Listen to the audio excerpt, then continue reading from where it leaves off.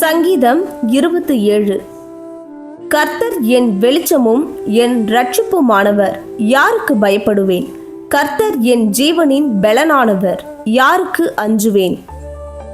என் சத்துருக்களும் என் பகைஞருமாகிய பொல்லாதவர்கள் என் மாம்சத்தை பட்சிக்க என்னை நெருக்குகையில் அவர்களே இடறி விழுந்தார்கள்.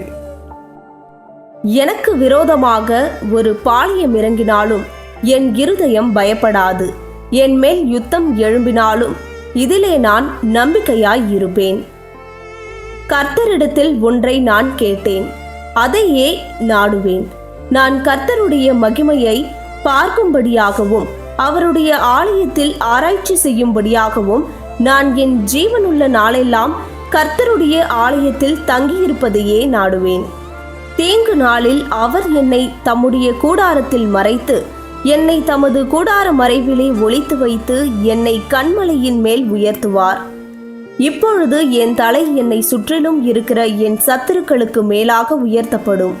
அதன் நிமித்தம் அவருடைய கூடாரத்திலே நான் ஆனந்த பலிகளை இட்டு கர்த்தரை பாடி அவரை கீர்த்தனம் பண்ணுவேன்.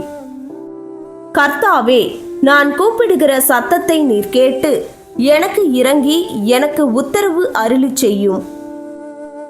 என் முகத்தை தேடுங்கள் என்று சொன்னீரே, உம்முடைய முகத்தையே தேடுவேன் கர்த்தாவே என்று என் இருதயம் உம்மிடத்தில் சொல்லிற்று. உமது முகத்தை எனக்கு மறையாதேயும், நீர் கோபத்துடன் உமது அடியேனை விலக்கி போடாதேயும். நீரே எனக்கு சகாயர், என் இரட்சிப்பின் தேவனே, என்னை நெகிழ விடாமலும் என்னை கைவிடாமலும் இரும்.